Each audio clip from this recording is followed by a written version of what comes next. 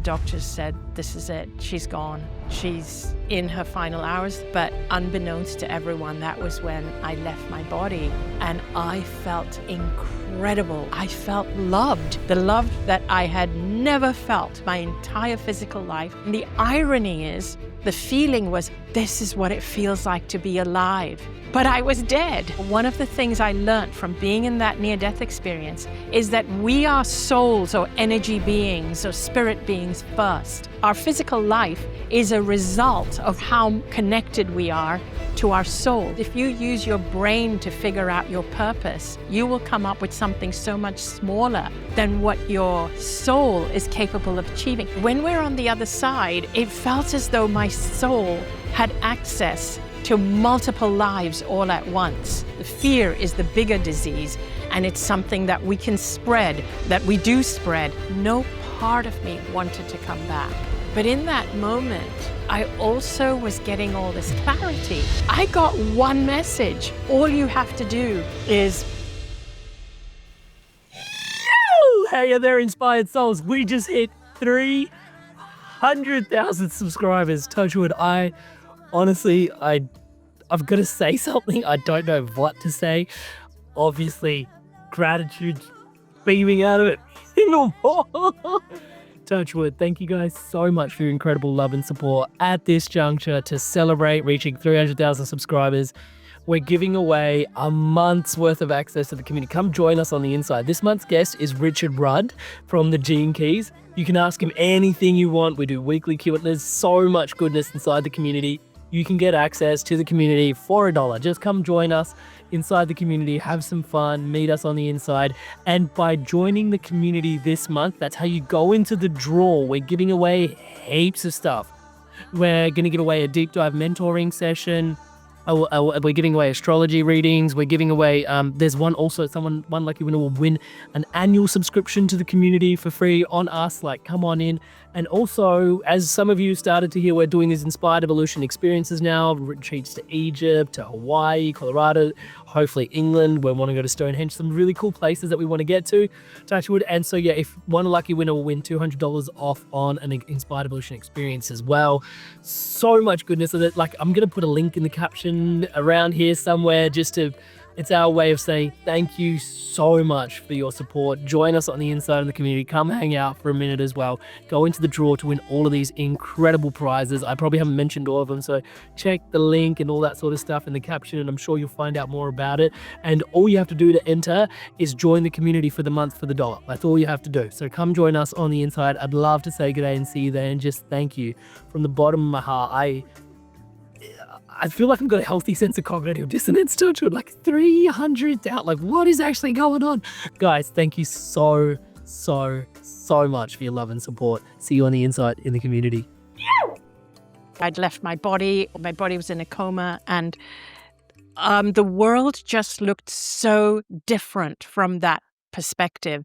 It felt as though everything that I was brought up to believe, everything I had learned, had set me up to fail. It had set me up to get sick, so sick that it led to me actually dying.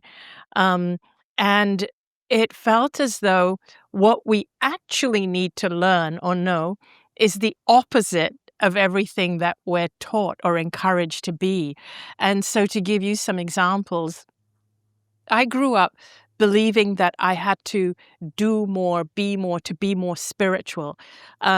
Religion is something, for example, I lived in a multicultural society. My parents are Indian, Hindu, but I lived in Hong Kong, which is predominantly a Chinese country, Chinese culture.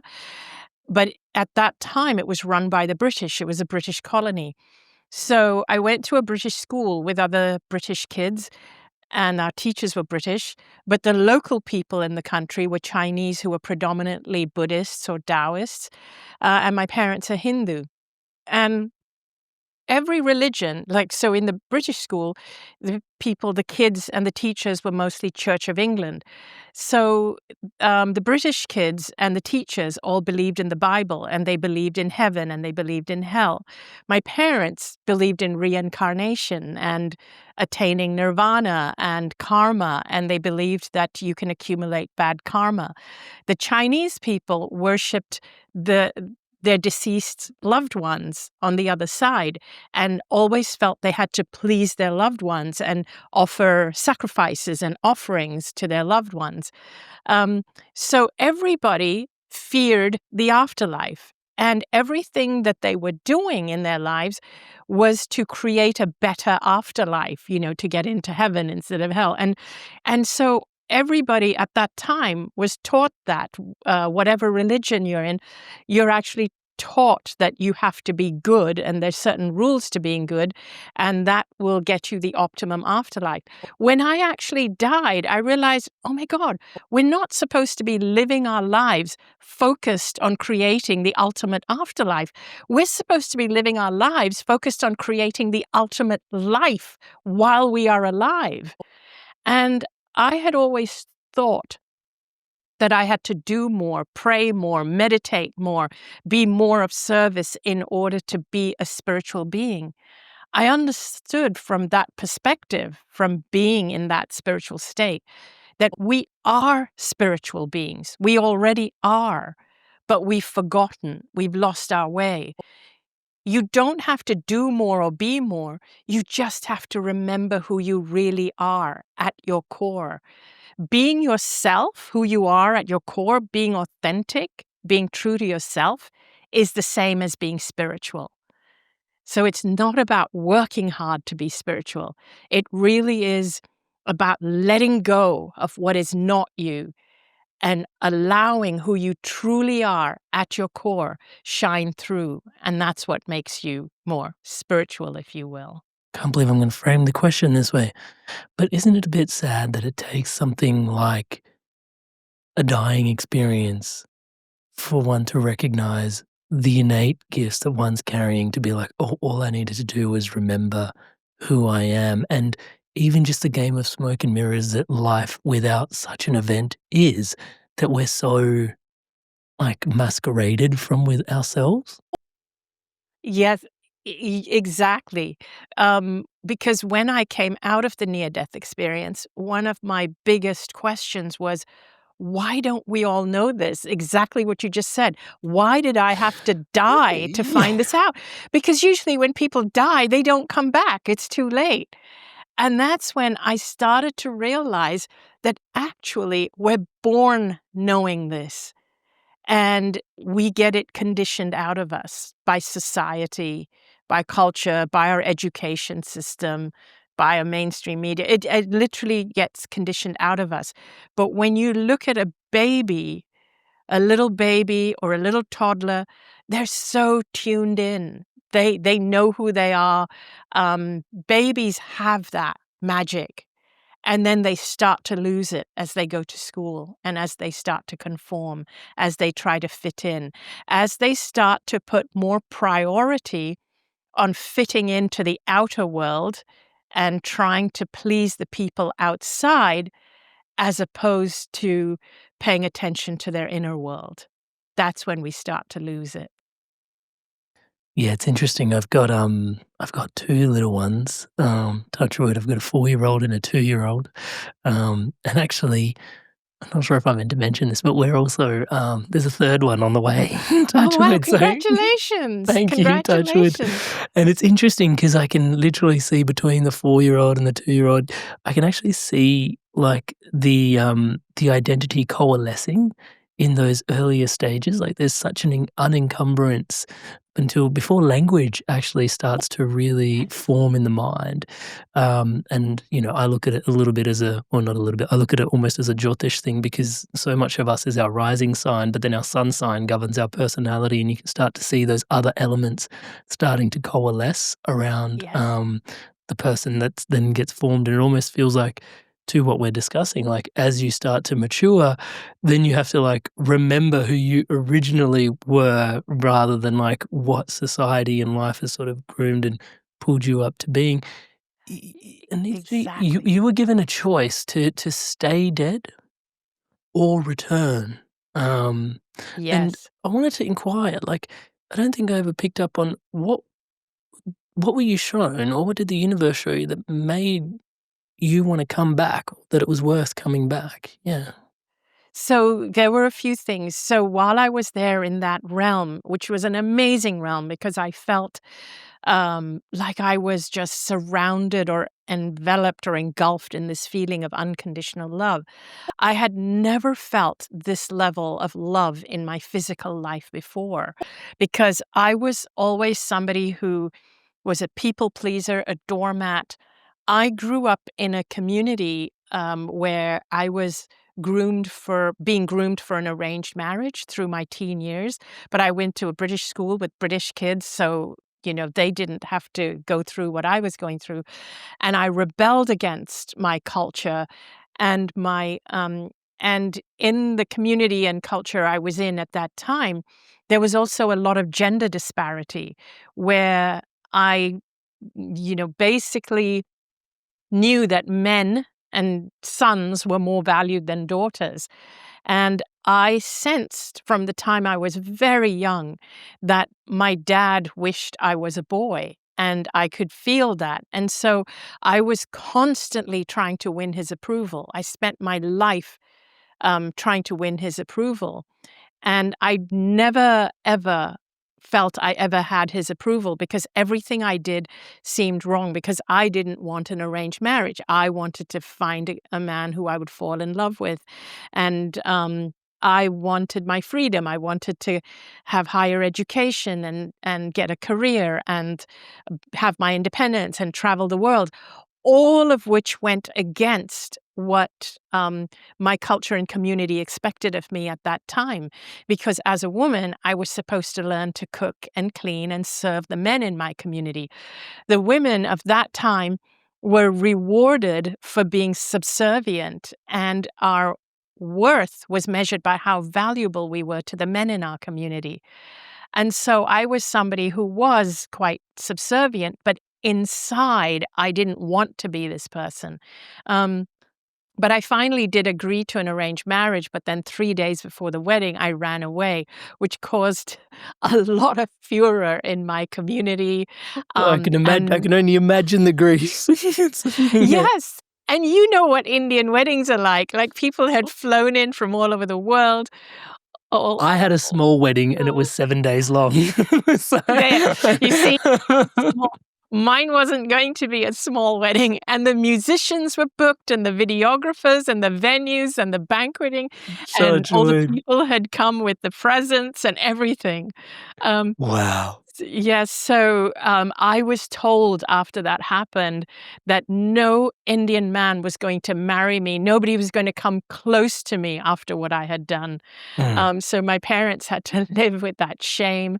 Um, so I always thought that I had let my family down and I'd let my dad down.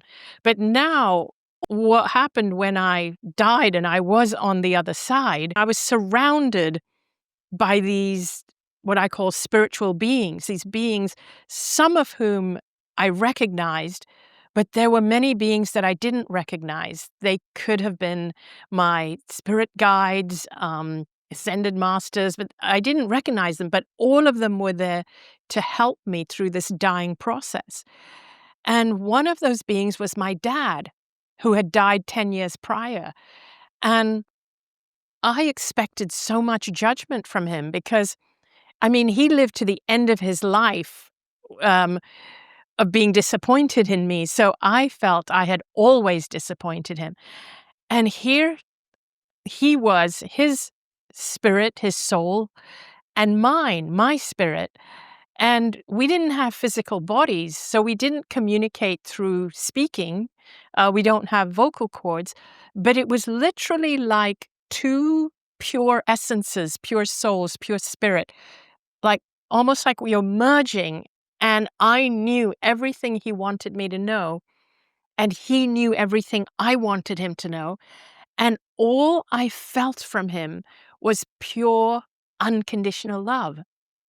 And it was like he wanted me to know that he had always loved me, but he'd never been able to show it. He didn't know how to show it.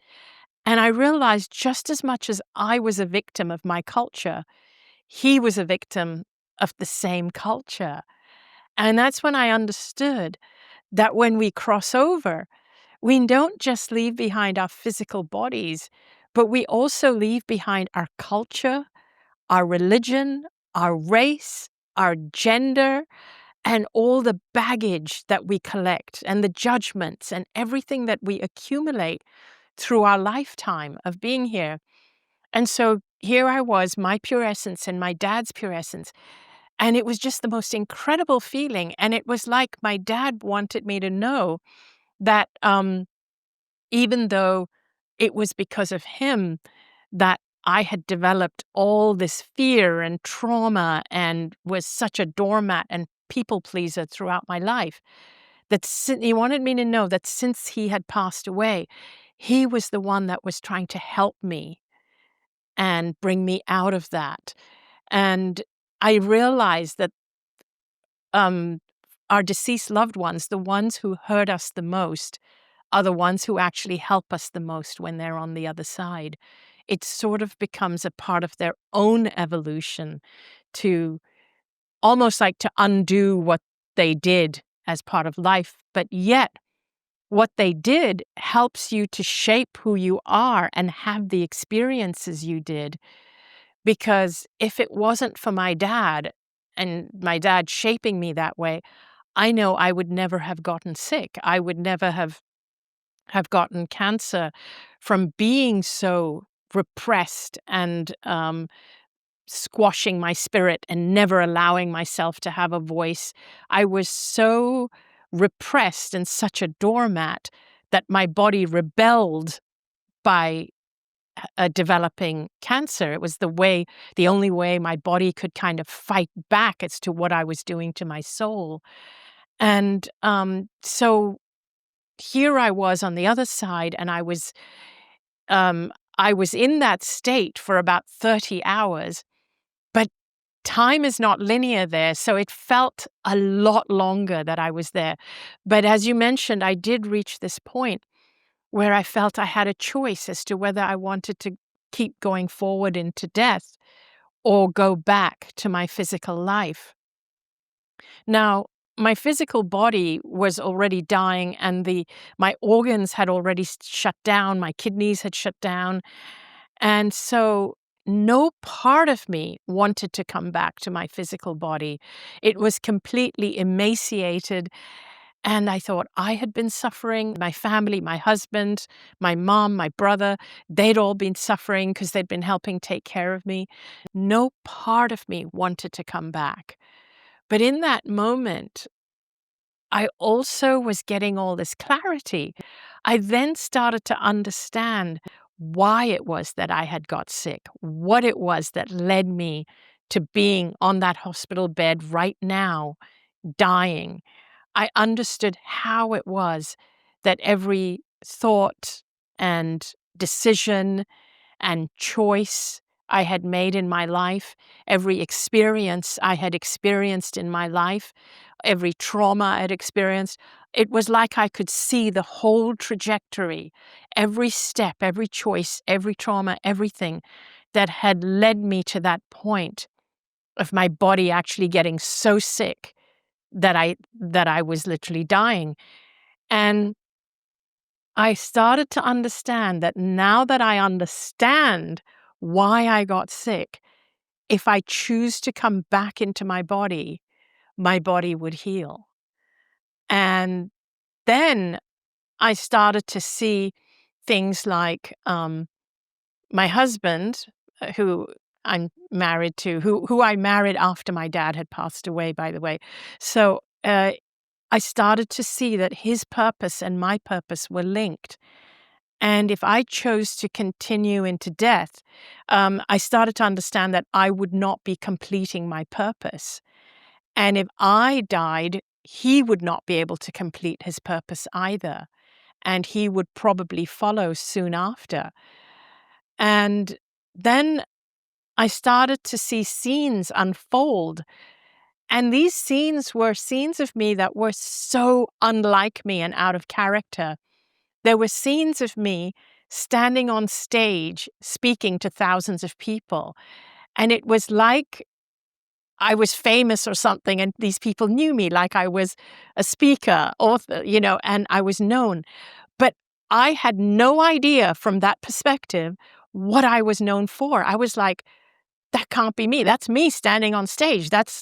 I'm seeing my future, but what am I even talking about on stage? What am I even famous for? Like, I've been so repressed my whole life. I've always dimmed my light. I've always been a people pleaser. I've always been afraid of my own voice. Like, that can't be happening. That's just so not me. And I wanted to know. And then it was like the clarity was like, that is your purpose unfolding. And I kind of wanted to know, but how do I make it unfold? And the clarity, the voice was kind of guiding me. You don't have to do anything. You just have to be who you are. That's all. Be who you are fearlessly. That's all, nothing more. And your future, your life will just unfold before you. And it was in that moment that I felt my dad saying to me, go back and live your life fearlessly. And basically what he was trying to say to me is that during my lifetime, my dad was the one that instilled fear in me. And now in death, he was the one that was freeing me from that fear. And he wanted me to go back and try out my life without that fear. Just be you. And that's when I started to come out of the coma. My eyes started to open and I started to wake up in the hospital bed. I can see why there are thousands and thousands of people tuning into this message, if not at the very least for just that, listening to just how much we carry in and around family. It was yeah. Ram Dass, he has the very famous quote, which is, "If you think you're enlightened, go spend a weekend with your family." It's Yes. they can be such a loving and triggering environment, in and around all of that. And then just to hear what you just shared, is so profound. And it was not lost on me that you were in that moment where it's like you're seeing parts of you like speaking to people, and it's like, what am I speaking about? And it's like not getting the revelation that it's like about this actually, believe it or not.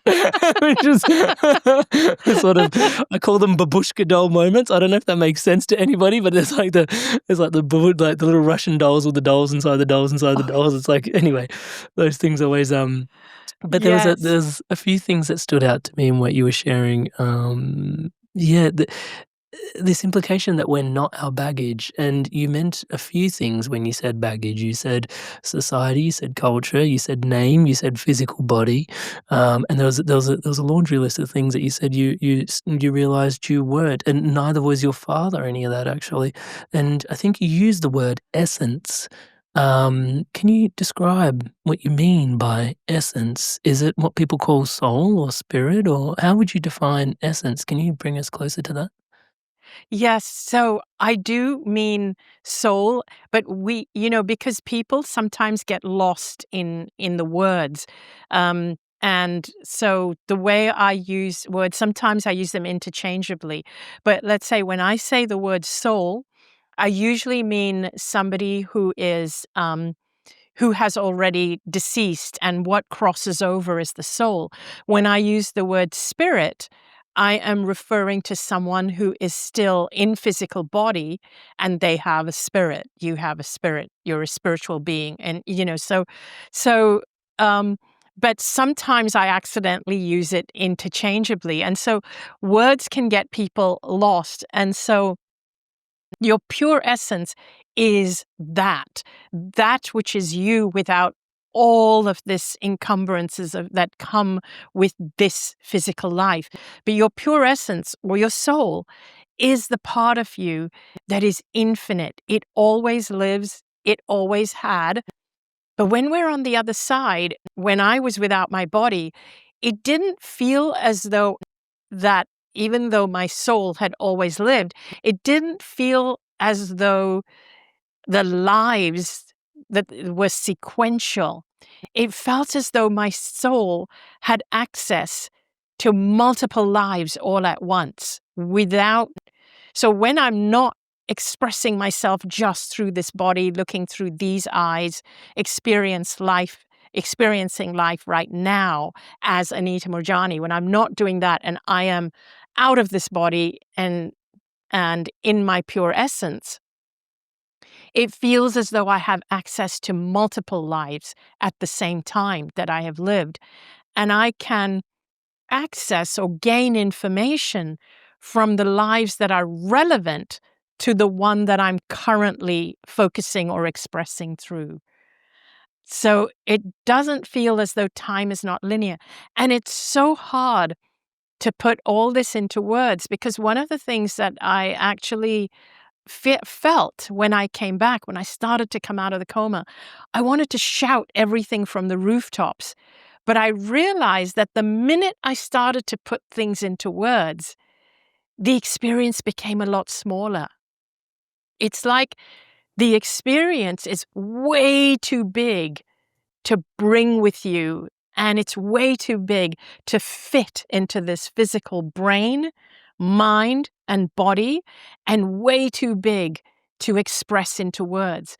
It has taken me years to actually be able to express it, to actually be able to articulate it, do it some justice, actually be able to help people understand what happens. And even then, I don't always do the best possible job, because sometimes I can tell when somebody's feedback is something like, oh, you've been deceived by the devil because the only truth is Jesus Christ and he's the only way to God. And when somebody says that to me, I'm like, okay, I failed in actually conveying what one experiences on the other side. But then I just back off, because I think I don't want to put more fear in that person, because my only intention when I share my story is to alleviate fear. That's all. That is the reason. And I discovered during my path, as I'm expressing this, as I find more words to express it in different ways so different people can understand, I've realized that really what is behind everything I say is this desire to alleviate people's fear. Because I've also discovered that living in fear, living in this stress mode, whether it's fear of the afterlife, fear of illness, fear of what's happening in the world, whatever it is you fear, living in that fear and having your body in this constant survival stress mode, that is what cuts you off from your essence. That is why the whole world is running around lost, because of the fear we're being fed all the time. And my only purpose is to help people to realize that once you can calm that fear, you suddenly, things make sense. You suddenly are in touch with that essence. Inspired souls, living beings, I wanted to take a moment to thank all of you that are subscribed to this podcast. Everything you see around here is powered and empowered by your subscription to this channel. Thank you so much, Touchwood, for your incredible love and your support. And for some of you, you haven't yet subscribed or have had the intention to subscribe and haven't yet, please do take a moment. As I'm saying the word subscribe, the button below is lighting up in the colors of the Inspired Evolution. Please take a moment, hit that subscribe button, hit the bell notification icon, and join the community, join the movement, spreading love, positivity, and wisdom like this around the planet together. Thank you so much in advance for your incredible support. And while we're talking about support and community, and if you want to take this content and forge it into real life connection and ask guests like Anita, once a month we get guests like Anita, Robert Edward Grant, Gary Zukav to come on into the Inspired Evolution Community Circle in a live Zoom call all over the world. People like yourself are tuning in and asking their questions directly to the guests, live, interactive, in real time. So if that's inspiring for you, join us on the Inspired Evolution Community Circle. We also gather once a week, live and interactive, to meditate, community sharings, there's yoga, there's breath work, there's a lot of cool offerings in the community space. It's your way to support the podcast if you feel called to support the podcast, whilst also getting back and taking basically the content into connection, which is, of course, my highest value, touch wood. So if you're inspired to connect, join us, inspiredevolution.com/circle. I'll leave a link in the description below. Back to Anita, today's episode. Let's go all the way in on that fear, because actually you've awoken to this realization around fear, but I think what we're missing context on is how much fear you actually carried around the exact thing that put you in the position that you were prior to. Like, you've been on this journey with fear in a really deep way before you went into your coma. And maybe you can tell us about your illness as well. Like, tell us about your awareness of fear and how you were navigating it prior to all of that, if you don't mind. Sure. So, as I mentioned earlier, I grew up in a culture, or in a line, a community line where women were not valued. And so I grew up feeling that I always had to work really, really hard to earn my worth and to earn love. Love was it always felt transactional and conditional to me. I always felt I could lose it at any time. And I'll admit here that my dad was not a good dad. My mom was lovely. My dad was not a good father at all, because his love felt very conditional. And I never felt I was good enough to be loved by him. My entire life until he passed away, I've never felt true love for him. I can't remember a day when he would just say, "I love you." He's never said that. He's never just hugged me for no reason whatsoever. What I remember more about him is how much he used to lose his temper at me. And I didn't realize that I could do no right by him. Just the very fact I was a girl, I was a burden on him. Um, so I grew up with that. And then the other thing that I dealt with was that because I am Indian, I went to a British school. All the kids in my school were British. My parents put me into a private British school because they wanted me to be able to speak fluent English. We lived in Hong Kong. If I wasn't in a British school, I would be in a Chinese school where the main language of teaching was Cantonese. So I grew up speaking 3 languages: Cantonese because it was the local language, English because that's what we spoke at school, and I spoke an Indian dialect with my parents. But as I grew up, I felt I never really truly belonged anywhere. At school, I used to get picked on and bullied because I was different, because even as I grew into being a teenager, I wasn't allowed to date. I wasn't allowed to date the kids from my school, and I would get teased for that. I didn't go to church, for example, on Sundays with the other British kids. I would go to the temple on Mondays. So I would get picked on and teased. And so I lived with that. I was bullied. When I was with the Indian kids, I never felt I fit in because I actually wanted what the British kids had. They were talking about going on to university, and they would date and fall in love. So I was a complete misfit.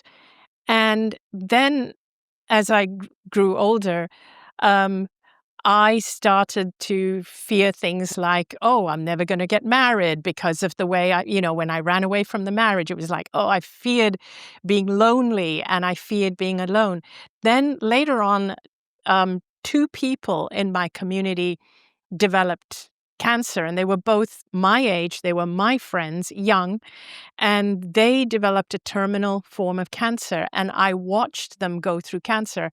I developed this insanely obsessive fear of getting cancer, and I would read everything I could about not getting cancer because I was determined not to get it, because I was seeing headlines. When you read health magazines, it started out that I was just doing research on cancer just to help my two friends who were going through it.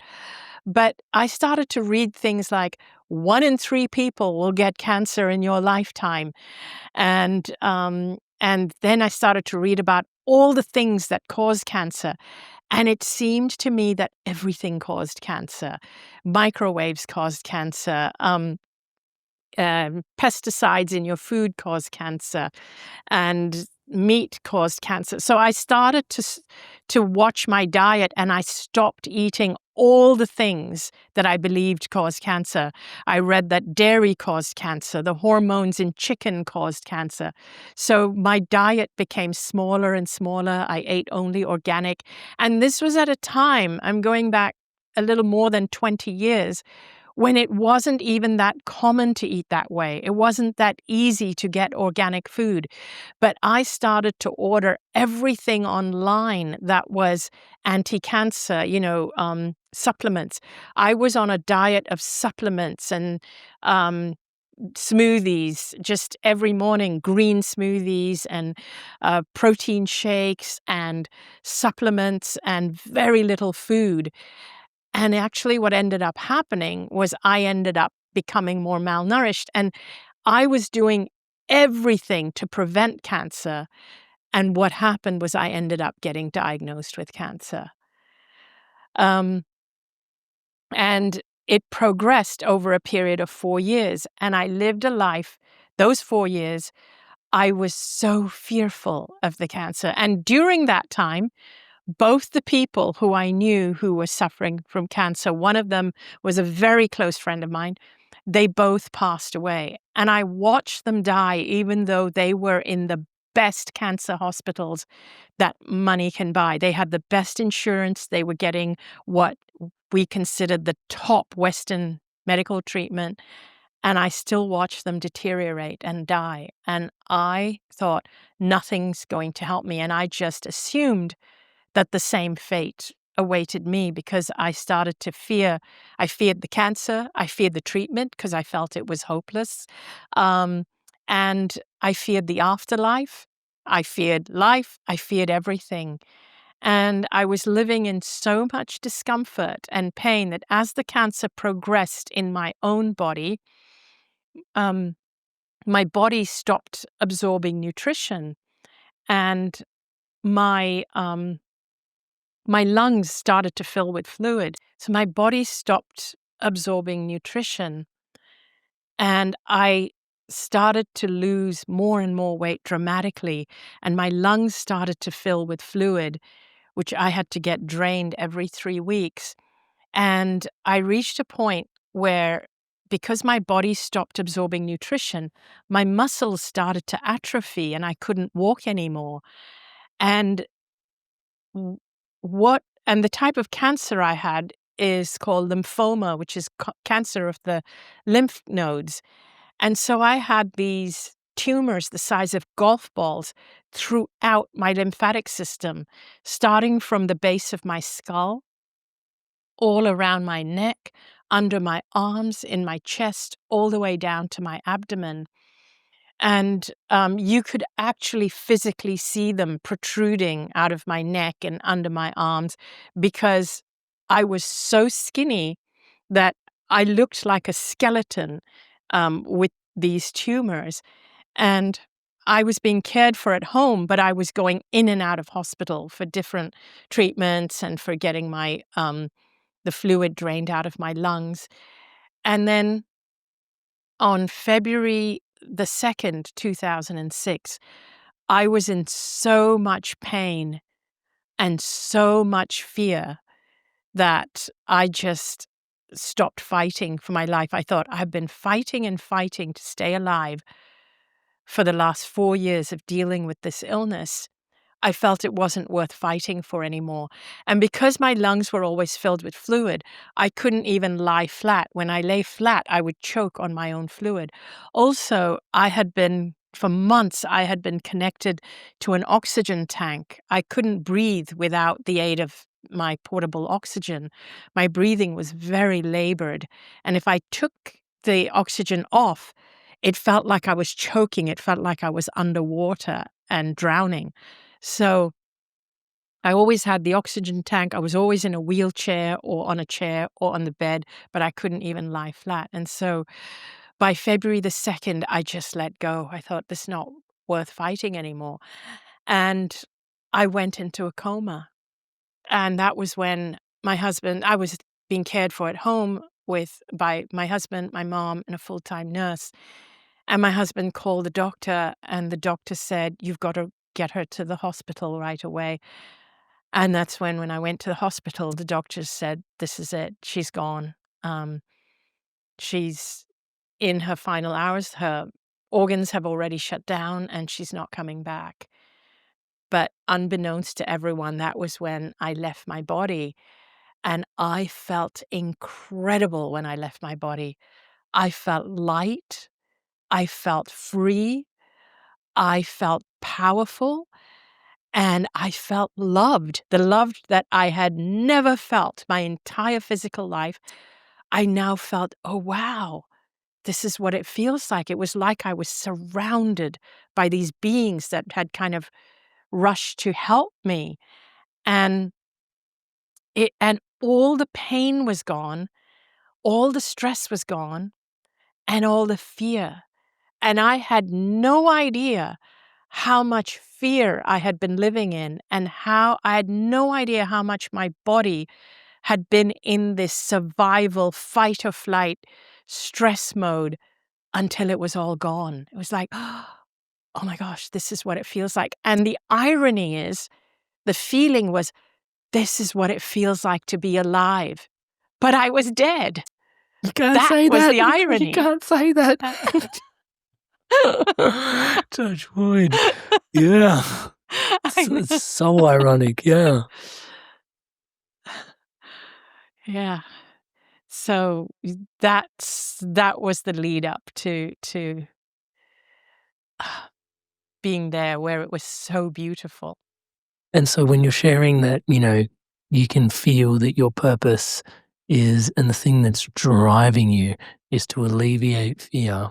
I think that was really important for us to thank you so much for sharing your journey with us. It's interesting because it seems like you've got this very clear awareness of like the fear was actually, yes, it's a contraction, but also largely responsible for you ending up in the space that you actually ended up. I mean, I think for many people, it's not as obvious as to what happened to you, but it's almost like this is not just a medical reason in terms of how we end up where we end up, but is it somewhat like a spiritual reason that we end up in these places that we end up, in your opinion?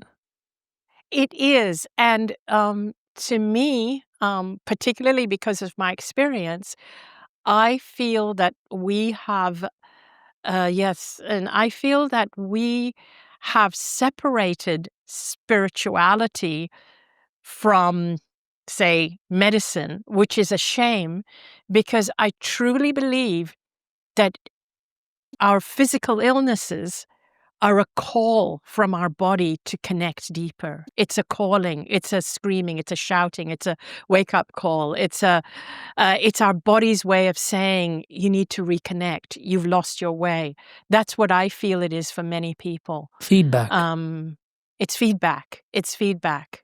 It's saying, this is not what your soul had intended for you.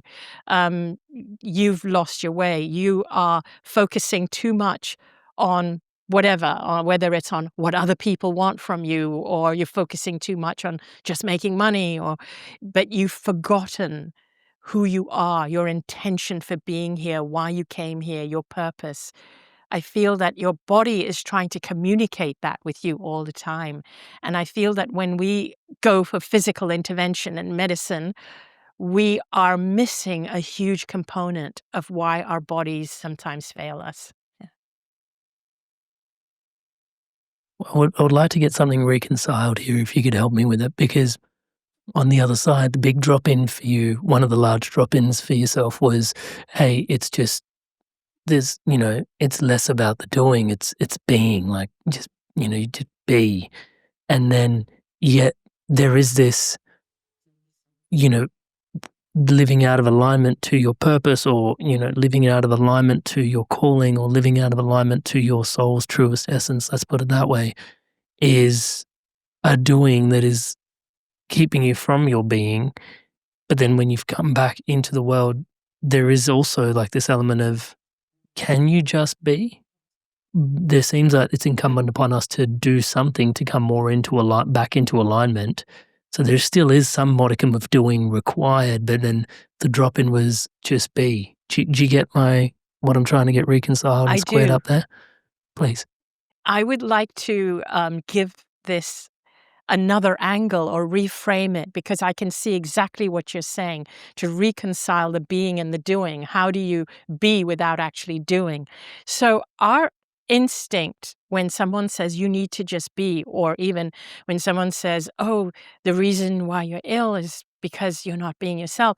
So whenever we're ill or we have an issue or problem, our instinct is, what can I do about it? What do I need to do more of? What can I do to fix it, rectify it? So what I invite people to do is to just stop and think of it this way. It's not about doing more, taking on more, but it is actually about undoing. It's about letting go of what doesn't feel like you. So if you were to look at your life right now, so this is what it means to be as opposed to do. Look at your life and evaluate everything that you're doing right now, and ask yourself, which of these things actually feel like me being myself? Which of these uplift me, raise my energy, raise my frequency? And which of these just don't feel like me? It just doesn't feel, it feels like hard work. It feels like an obligation. This is not me. So it starts with starting to let go of what is not you. That's the first step. It's not about trying to be yourself. It's about letting go of what is not you in the spectrum of things that you are currently doing, and identifying what is not you and letting go of them one by one. That's the first thing. Then you've created a space, and in that space, it will start to come to you. And I ask myself questions like, when people present things to me, one of the first things that happens with me is, because I don't want to say no, and because of the person and they're presenting it to me, I'm like, yeah, of course I'll help you. And then usually later I'm like, oh, why did I commit to that? Because it doesn't feel like me. This is not me. The people-pleasing And thing, yeah, totally. it's Yeah, the people totally. please. I still do Yeah. that. Yeah. So I have to pause before I say, yeah, I mean, I actually have had to retrain myself and say, oh, let me get back to you because I really have a lot on my plate right now. I'm just going to check my commitments. And what I do is I go inward and I imagine myself doing that thing. And then I ask myself, does that feel like fun? Does it raise my vibe? Does it make me feel joyful? Or is it feeling like hard work at the moment? And if it's feeling like hard work, then that's really my cue to kind of go back and say, hey, listen, I'm really sorry, although I would love to help you, but now is not the right time. Now, here's the thing. There are times, of course, when we have to do things that we don't want to do. But the idea is to create space for those things by letting go of so many of the things that we just take on without even thinking, that are not who we are, that don't align with who we are, that don't contribute to our purpose, and we're just doing it because we're being people pleasers. Or the other wrong reason we do things not because we want to do it or because we love the person we're doing it for. We do it because we want to win their approval. And if you're constantly trying to win people's approval, you end up caught in a trap where everybody around you are around you because they like the person that you are trying to be, not the person who you really are. And so you get caught in a group of people who love you because you have always been doing these things, which you have been doing just to win their approval, and they expect you to continue to be that way. So what happened is when I came back from my near-death experience, I realized, wow, I have been living this life of fear of other people's disapproval, fear of not being good enough, fear of coming last, fear of not being favored, fear of being disliked, fear of illness, fear of everything. What's going to happen if I live a life where I make all my choices from a place of love? I'm doing this because I love to do it. I want to spend more time with the people I love rather than the people whose disapproval I fear. And so as I started to make more and more of those choices, so in other words, you're making choices from a place of love instead of fear, what does happen is that you start to experience disapproval from some people who say, you've changed. You used to always do this for me. And so you are going to experience some of that. And that can be a little difficult. But you do have to always honor yourself. And here's the thing, the people who really love you are going to stand by you. They're going to understand. They're going to say, I understand. I don't want you to get depleted. I don't want you to get sick again. So you're going to have better friends and a stronger community if you can honor your truth and your authenticity. I was going to ask you how people can identify what's not them, because I think some people tuning into this podcast are going to want to know. And I just wanted to sort of inject in there a little bit because there was a thing about this podcast in particular when I started it 9 years ago, touch wood, that it really let me know that this was something different when it comes to soul's purpose and alignment. Again, touch wood, because I could come to a podcast incredibly tired and exhausted. Like I'd be like, oh, I'm not feeling like recording a podcast today. But, as I said to you earlier, every week for the last however long an episode's gone out, and but I would arrive tired. And even if I arrived tired, I would leave energized.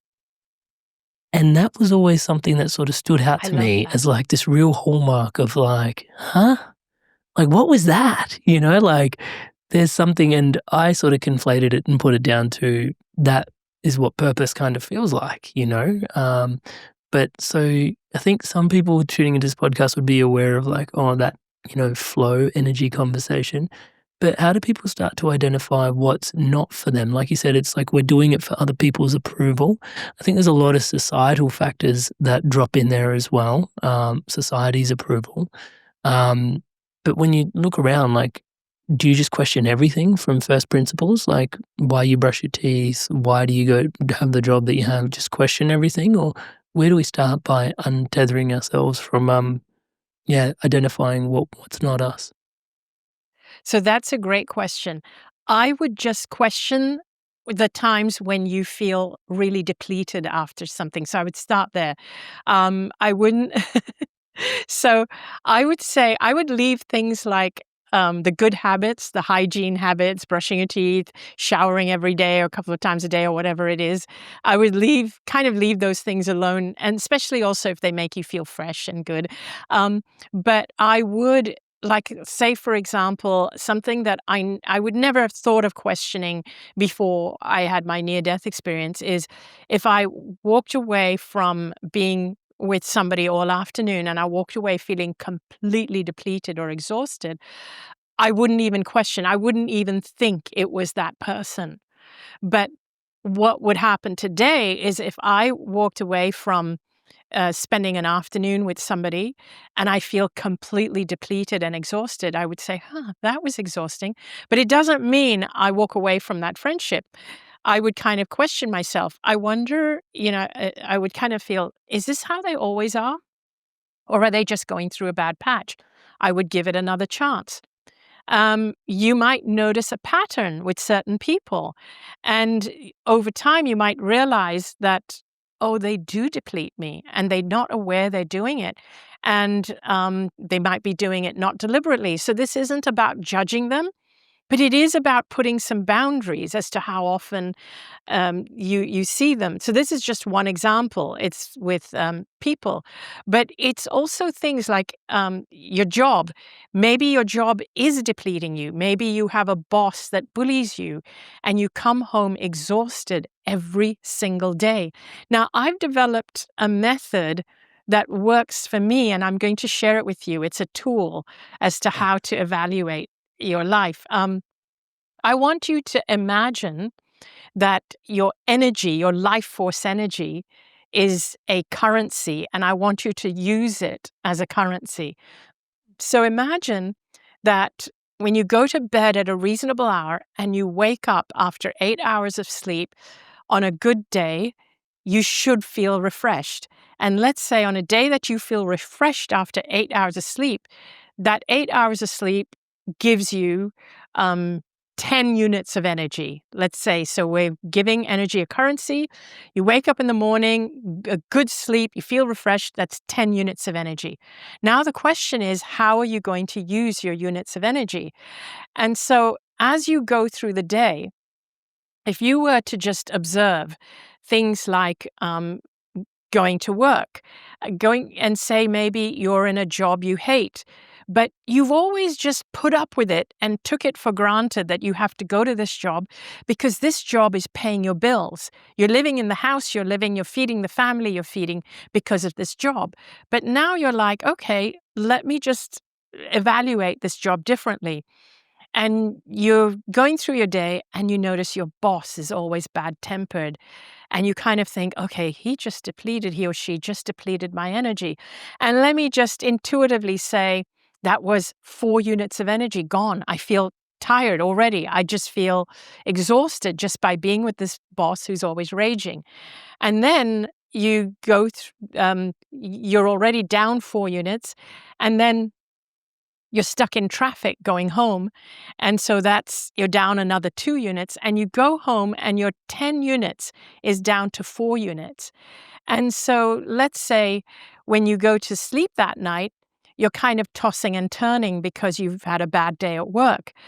Now, if you had countered that maybe with something like a nice meditation or a good conversation with your partner, playing with your kids, you could have raised your energy.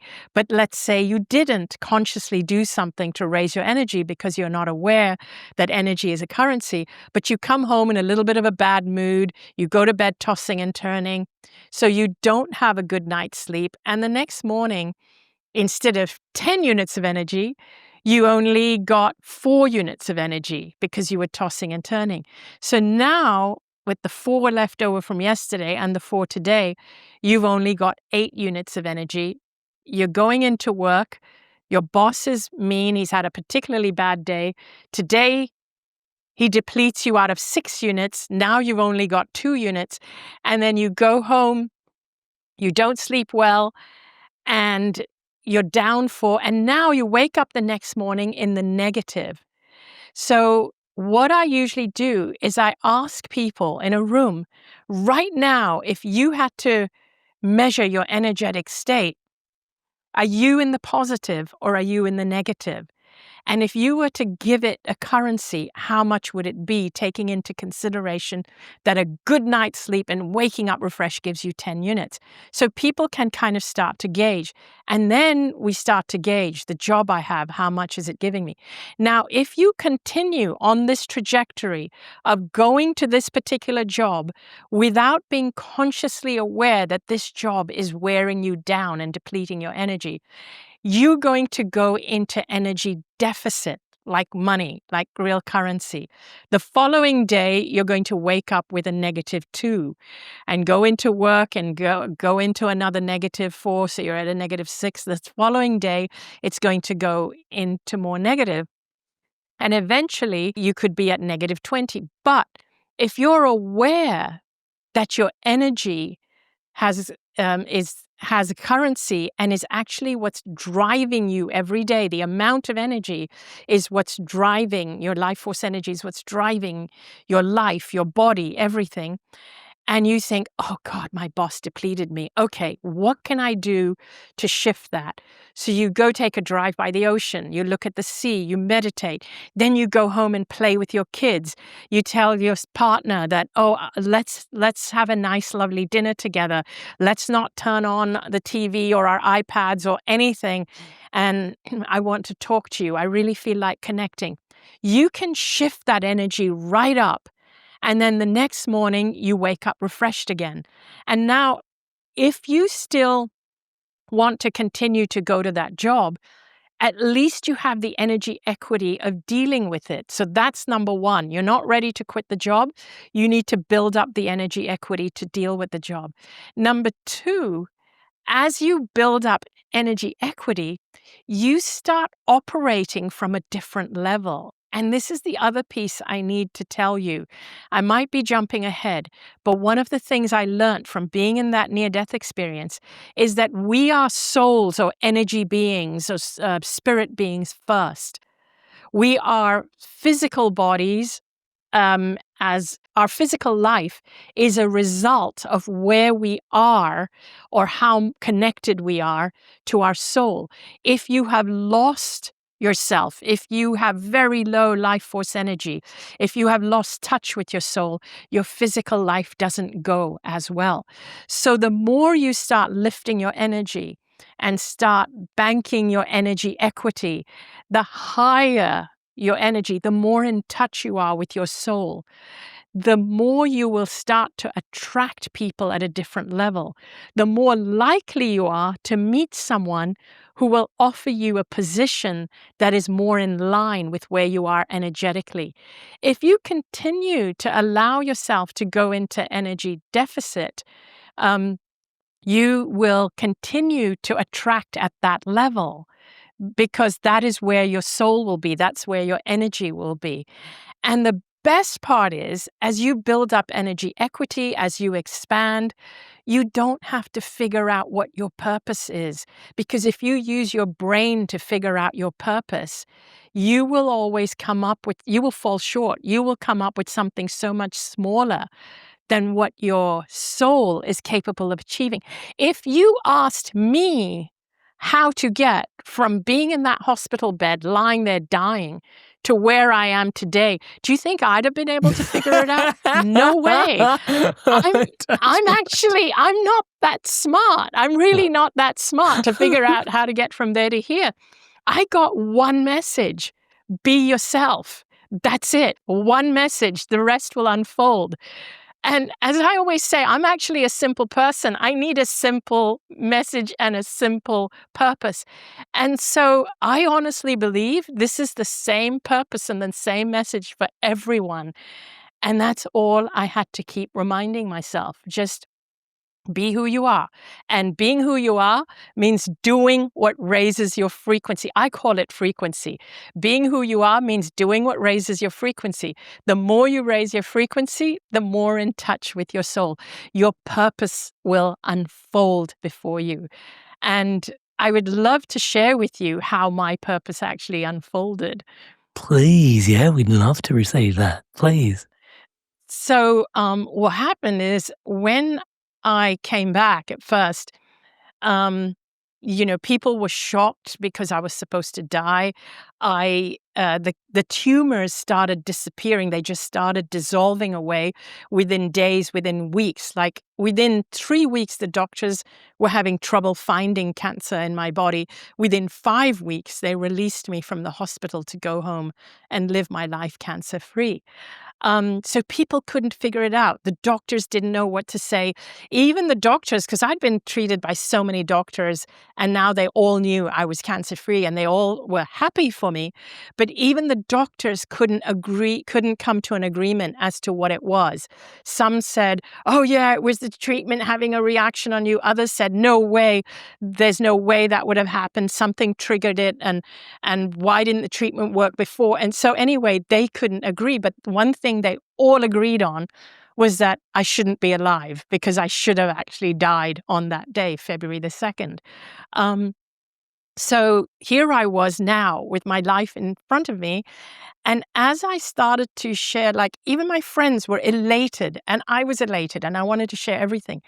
As I started to share that, things like what I learned, because I wanted to know, what did you learn? And I would say, all you have to do is be yourself, and raise your frequency and do the things that give you joy. Even my friends would say, but that's not realistic. It's just not realistic. And so that's why I started to develop this, that energy is a currency. So you can actually measure. You can't let yourself get into energy deficit. That's when your life goes wrong. That's when you develop illnesses, and that's when you feel lost. And fear depletes your energy. But people would say, no, you've got to be realistic. And you got to go back to doing all these things. You can't keep living like that. It's not realistic. But I was determined I was not going to go back and be the person I used to be and live from this place of fear and just be worried that people are going to be displeased. So I just kept going, and even had one person say to me that, oh, that's just delusional. And I said, I even told people I don't watch the news anymore because I know that's not real. What's real is who we are as spirit beings. And my mission is just to be myself. And as I'm myself, I know a part of my mission is to help people to alleviate fear. So again, they said, oh, no, that's delusional. So I just kept going and living my own truth. And I saw my life start to change. Now, what happened is I started to write and write, just myself, not for anybody to read, everything that happened in the near-death experience. Danny told me, my husband, he said, just write about it and you'll get clarity. You'll get more and more clarity as to what it is and what your mission is. And even as I was writing, this is months after it happened, within months. And remember, I was just this Indian girl living in Hong Kong, and nobody on the planet knew who I was.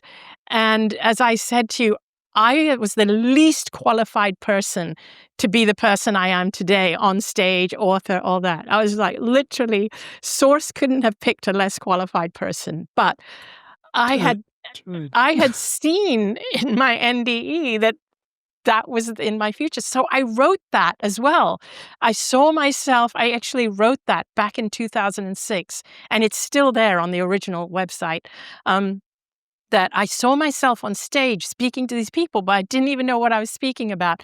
And I just wrote and wrote that this is what happened. This is what I saw. The soul is actually who we really are. And I talked about the fear and how the fear is actually more... it's more deadly than the cancer itself. The fear is the bigger disease, and it's something that we can spread, that we do spread. And I wrote all of that out. It was really long. It was like 20 pages long. And then somebody sent me a link to a near-death experience website. And I looked at it and I thought, wow, I didn't even know that what I experienced was a near-death experience. I just knew it was something had happened. I was out of my body. But when I started looking at this site, NDERF, Near-Death Experience Research Foundation, I thought, wow, some people have had other experiences somewhat like this. And then there was an invitation that if you've had an experience of your own, you can submit it here. So I thought, let me submit it and ask them if they think this is an NDE. I didn't think it was. So I copied and pasted my entire story onto their form, hit submit, and it said, you'll hear back from us within 3 weeks. What happened is literally within hours, I got an email from the owner of the site who happened to be an oncologist. So he was super interested in my case, and he wanted to speak to me, and he asked to see my medical records. And he also confirmed that the cancer cells should not have disappeared that way. They just could not leave my body that quickly, especially since my organs had been shut down, and how my organs started up again. And I had the medical records to prove all this.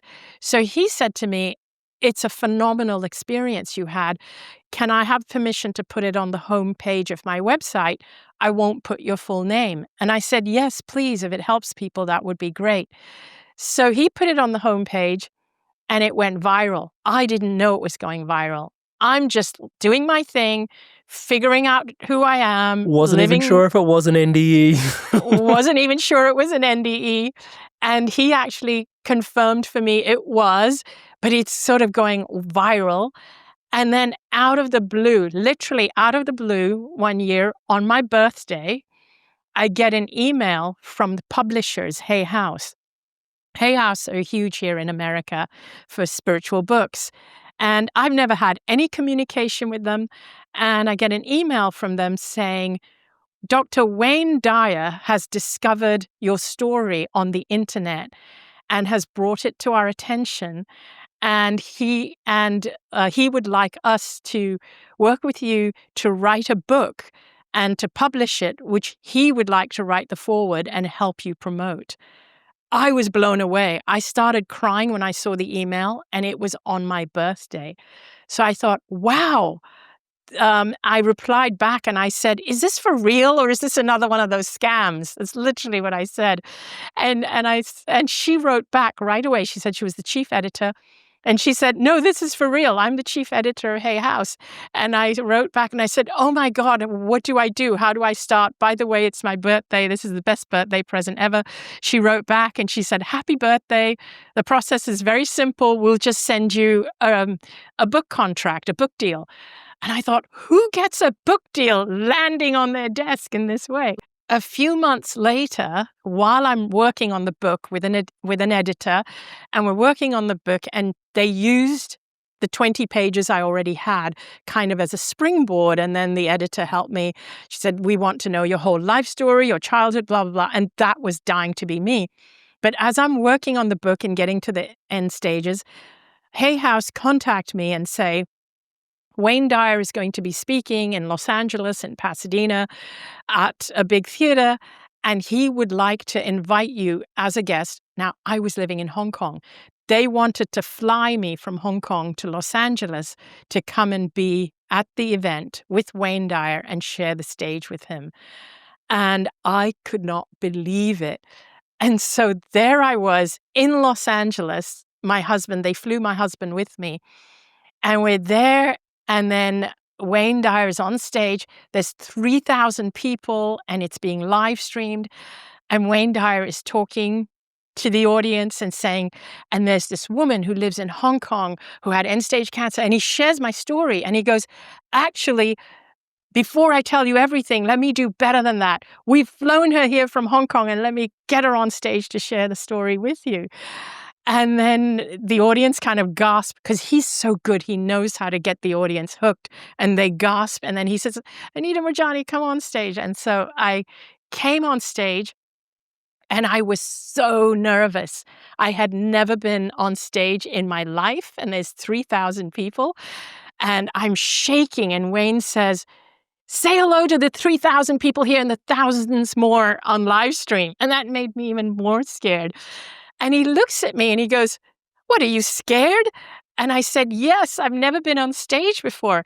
And he goes, you've been dead and back. What have you got to be scared about?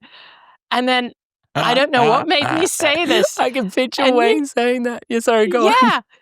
And, I don't know where this came from. I actually said, being dead is easier than being on stage. And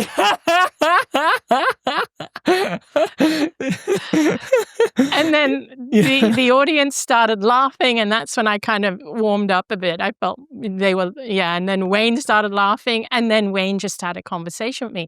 But as I was there, the feeling I got was, this is what I saw. I saw this scene in my near-death experience. And I'm so glad that the NDERF site with that story is still posted there, where it says I saw myself on stage, because it actually, so, and so there I was. If I had to figure out how for that to happen, I would never have been able to. Yes. To your point, was something you said earlier of what Ram Dass said, that if you think you're enlightened, spend a week with your family. You should hear my husband. When people say to me, why did this happen to you? Why are you special or something like that? And I say, no, maybe in fact, the ones that get to stay there are the lucky ones because it's so beautiful on that side. But what my husband says is, maybe you failed, you flunked. If life is a school, you flunked, and that's why you got sent back to do it again. That's one way to keep you nice and grounded. There's a question in there that I wanted to just double click on, if that's okay, is you are quite clear that it was the frequency of fear that brought you to your illness.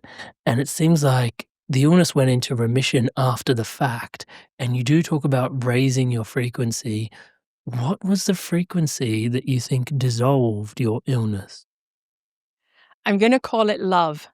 Love. And it's true love, unconditional love. The word love doesn't do it justice because we so overuse it. But real love is unconditional. And it's the knowing. When I crossed over, it was this knowing that, oh, I don't have to do anything to prove myself. I'm already loved just because I exist. I don't have to prove myself to get the perfect afterlife. I'm just supposed to live my physical life as though I am loved.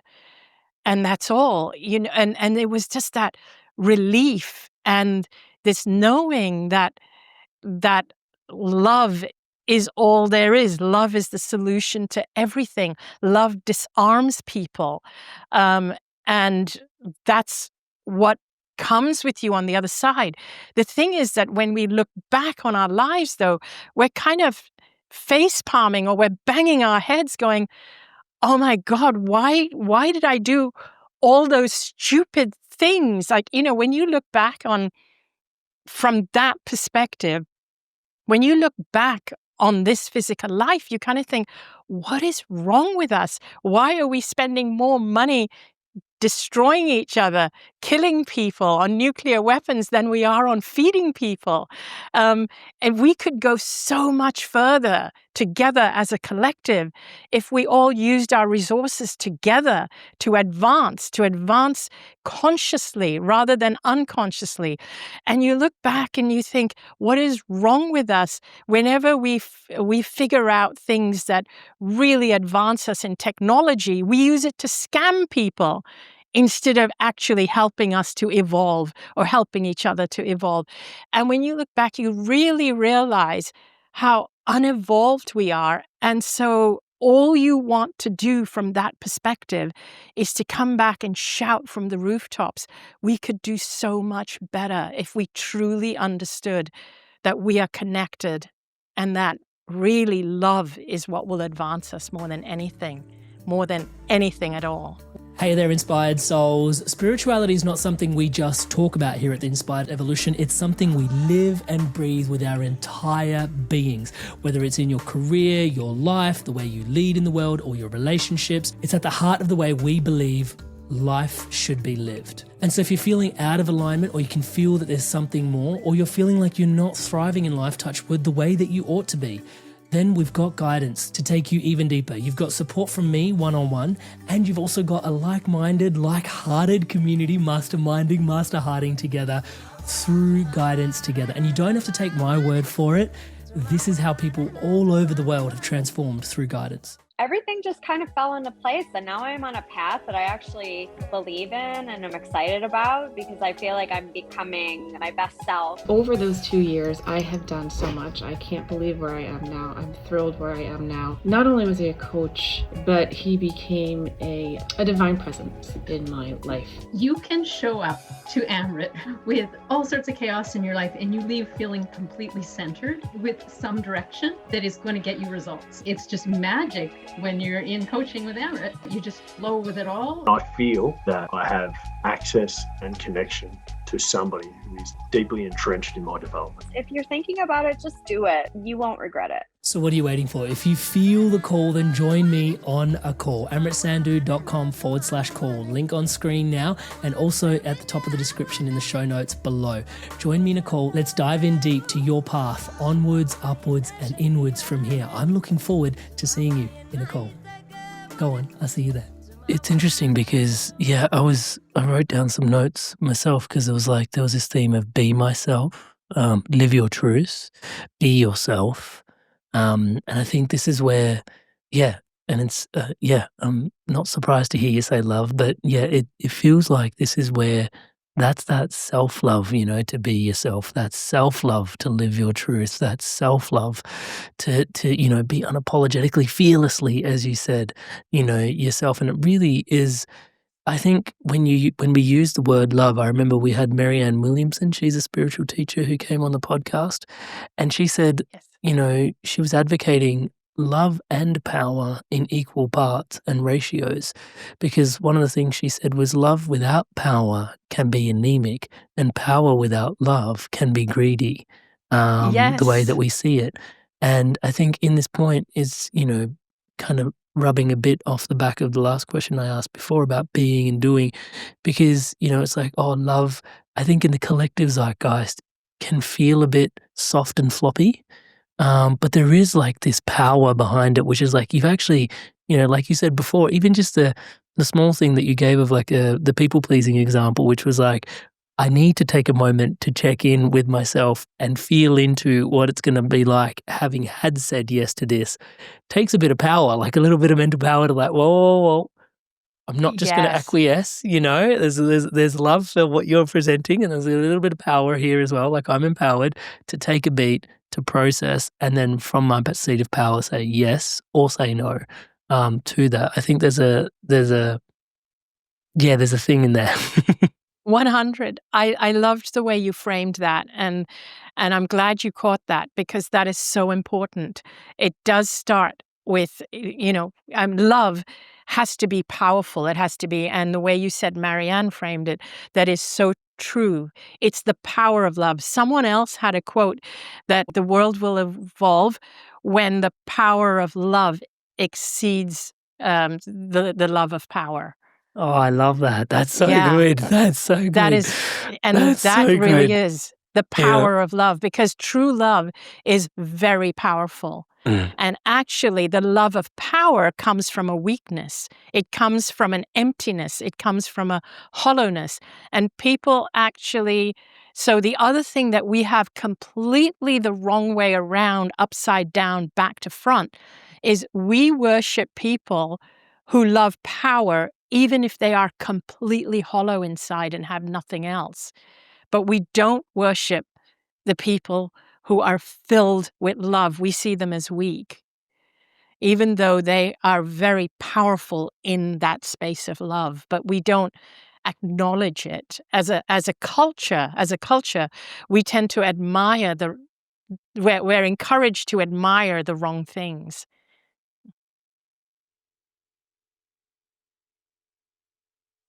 I know I meant to ask a question. I just wanted that to land. That's pointing to a lot, actually. Yeah.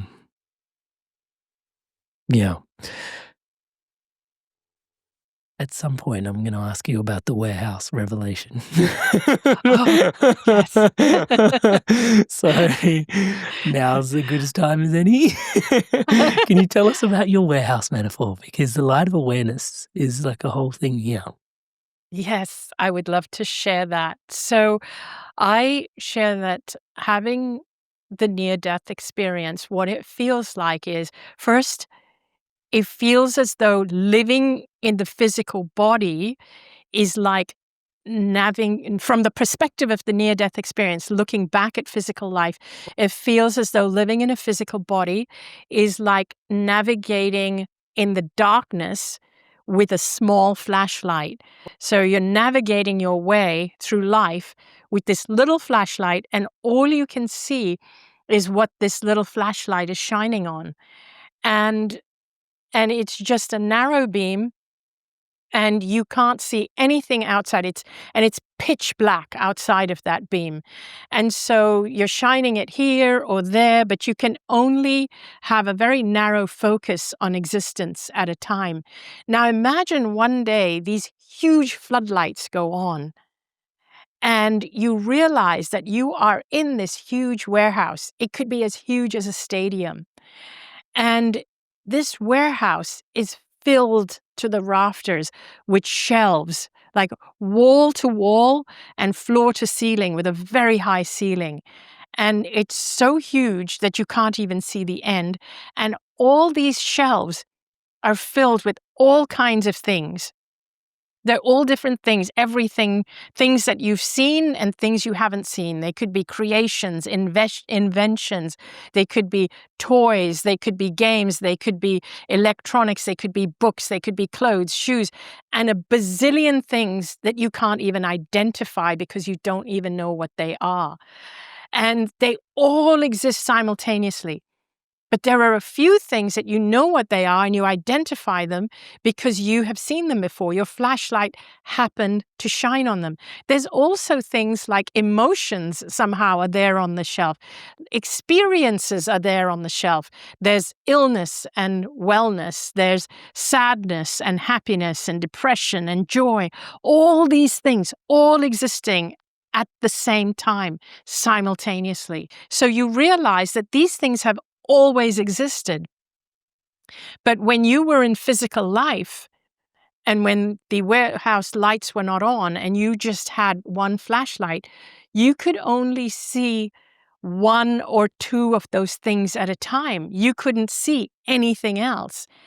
And so when the lights go back off and you're back to one flashlight, which means you're back in your physical body, and all you can see is what you can see with the beam of one flashlight, you realize now that there is so much more that exists outside of this, what you can see with this one flashlight. Previously, you thought that all that exists is what you can see with the flashlight. And then you may have seen something else yesterday or the day before yesterday.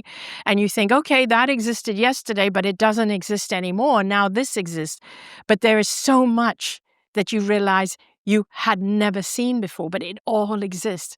So the metaphor for the flashlight is your awareness. If you imagine the beam of the flashlight is actually your awareness can only focus on a small number of things at a time. And what you interpret as reality is what your awareness is currently focusing on. And what you don't always take into consideration is all the things that exist simultaneously, but it's just that your awareness is not focusing on those right now. So in other words, joy and sadness actually exist simultaneously in the world. Fear and love exist simultaneously. Health and wellness, as well as illness, exist simultaneously. Births and deaths exist simultaneously. And so many things, every religion exists simultaneously. Now, what happens, though, is that what we focus on is what we're experiencing at any given time. So right now, what happens day to day is that we live in a world today, so I'm going to bring it to modern day. Today, we are driven by our algorithms, and our algorithms have us focused on messages and information and news that causes the most outrage because that's what sells, that's what spreads, that's what gets shared. And so we are all living in like an outrage bubble, which is creating this divisiveness. But if you lived with the lights on, if you knew that when the lights go on, you're going to see that you were just viewing this world just through a little flashlight. And that's not actually reality. That is what your algorithms were forcing you to actually focus your flashlight on. Another thing that I discovered for myself from this experience is that I realized that there are more people being healed from illnesses every day than there are people dying. There are more people in the world who are well than there are people who are sick. But when your ads, your drug ads and your medical system and everybody is giving you information about people who are dying and telling you, you need to have more awareness about cancer. 1 in 3 people are going to die. Your focus is only on the illness. You know, when people tell me that I need to help spread Cancer Awareness Month, help spread cancer awareness, and I need to promote this for cancer awareness, I always say, no, I am not promoting cancer awareness. There is too much cancer awareness in the world. But when you have a program that sponsors wellness awareness, what does it mean to be well and healthy? What does it take to be healthy? What does it look like? When you have programs like that, I'll be all over it. I'll be promoting those because people need to focus on that so that they know what to reach for, so that they can lift their vibe. When we reach for the message and when we focus on what is more uplifting, that is what we're going to create more of. One of the issues we have today in society is we are actually focusing on what sells, not on what is actually uplifting our vibe and healing our situation. Touch wood, it's it's what I'm hearing in the back there is like attention is sacred, actually, is like this real faculty in there. It's an interesting, it's something that I often have to sit with by ways of even just putting these podcasts out, because we will canvas a conversation that will go for like 2 hours and there's so many interesting parts of the conversation. And it's like, what do you title the podcast and the thumbnail too, you know, and you try to pick the thing that's going to sell the episode the most, you know, to get someone to watch the whole 2 hours of the episode. But it is oftentimes challenging in terms of going, do I pick this or this or this? And it's interesting what you've shared in terms of, you know, we're focusing on, again, sell the episode, what sells, but then it's like actually, you know, stepping back from that a little bit to what raises the vibe. Exactly. However, in this case, the example you're giving, I would actually side with you on picking the title that sells, because what you're selling is the opposite. What you're selling is the love. I mean, what you're spreading, you're not really selling it, but you want people to watch it because you want them to raise their vibe. You want them to lift their energy. You want them to heal. You want to inspire them. So I would say what's happening right now, because people are using a lot of clickbait and they are actually using titles that trigger rage, you do need to compete with something that's happening out there to at least get to draw them in and then show them it can be different. It can be different. So I would say, you know, if somebody like yourself who's trying to uplift the world, and I will say, please don't ever stop what you're doing. That's right. But so someone like yourself, I would say it's totally justified because look at what you're competing against. Yeah. Thank you for that very kind reflection. There was a piece a couple of steps ago that you were mentioning about knowing. You were on the other side and there was this knowing. And I can't let you go today without talking about this knowing, because it's one of my deepest fascinations, Anita. People come to mentoring, coaching, counseling, and I talk at great lengths with them because I'm quite clear on, this is my hangover as an engineer, happiness is actually an equation. Happiness equals reality minus expectations. And if your expectations exceed your reality, you're happy. But if your expectations are higher and your reality is lower, then you're in for a bit of an unhappiness trap. And so as a coach and a mentor, one of the things I try to do is massage out the kinks in the expectations, because it's way easier to adjust expectations than it is to adjust reality in some ways, right? Yes, reality, Yes. you know, we've been discussing that at length today, but it is it's infinitely easy to just work on the expectations. Why do you expect this? And I'll allow people to sort of go on the journey for a bit until we sort of tunk end up knocking on this thing, which is like, oh, Amrit, stop asking. I don't know how to describe it. There's just a knowing. And they think at that point, I'm kind of like, frustrated with them because, they don't have a reasonable response. But that's actually the bit where I'm like really grateful that we got to, and now we can roll our sleeves up and go, okay, cool, let's work on that, because there's a knowing in there. And so touch wood, this knowing is a really deep fascination of mine because I don't want to sound like this, like there's levels to intuition, but it seems to run deeper than intuition even. And you mentioned it on the other side. There was this knowing that you were connected to. Have you reflected on this knowing, its source, its texture? I just wanted to give it a moment in the sun. Okay, that's a great question because it's so intangible. And it was, I think, for me, one of the things that happened that helped me with the knowing is that, when I came out of the coma, what I felt was I knew I was already healed. It was that, like, I started to want to pull out all the tubes and they had to hold me down to stop me. I said, Dad is here. Dad said to live my life fearlessly, that I'm going to be fine. I haven't finished my purpose. And they thought, oh, the drugs have got to me. They've got to my brain. Understandably, yeah. Yeah. And they were like, no, you can't take this out. And then the doctors actually said to my family, because my family were like, she's come out of the coma. They told my family, no, she's just having a lucid moment, and people have that before they die. She's still critical. They were trying to tell my family, don't raise your hopes. See, again, expectations. Don't raise your hopes. She's not getting better. She's still critical. She's just having a lucid moment. But I was determined. I said, I'm going to be fine.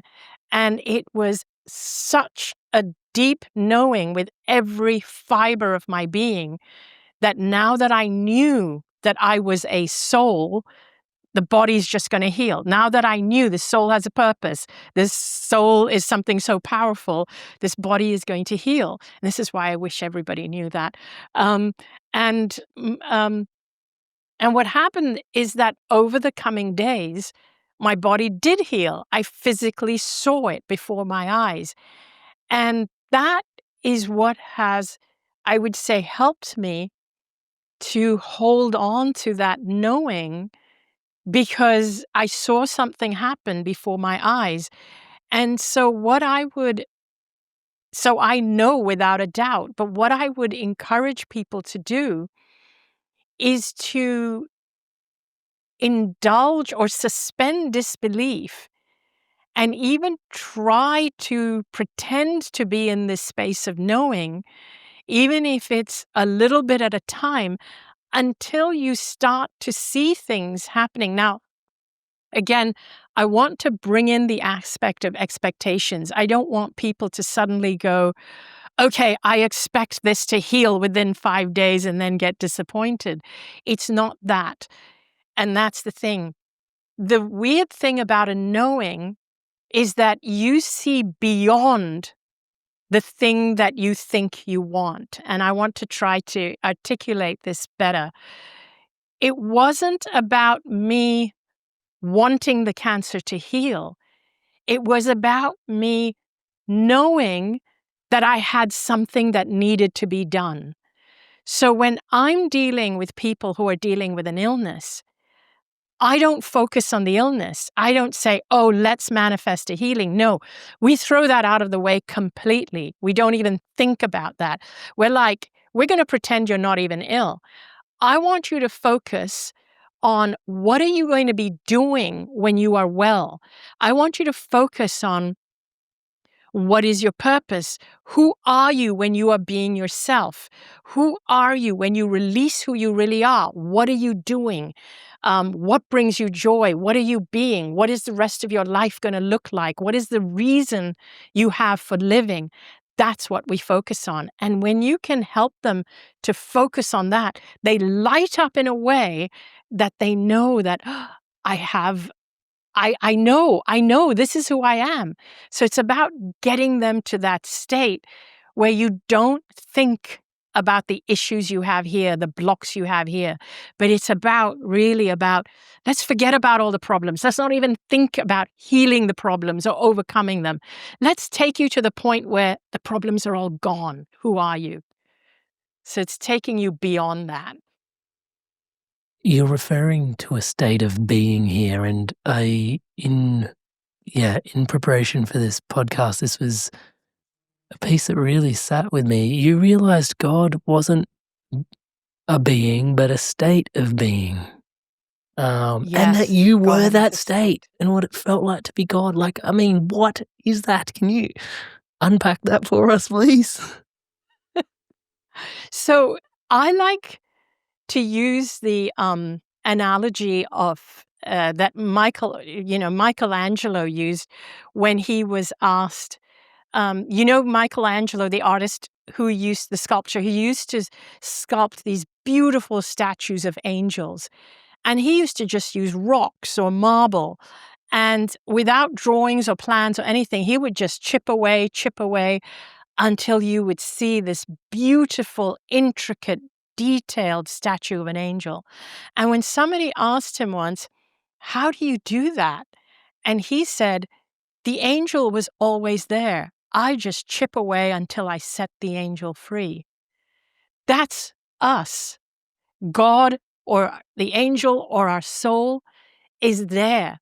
We just have to chip away at what is not us, what is not you, and set yourself free. Set that soul free. Set God free. The God, the piece of God, the facet of God that is trying to express itself through you. Set that free to express itself.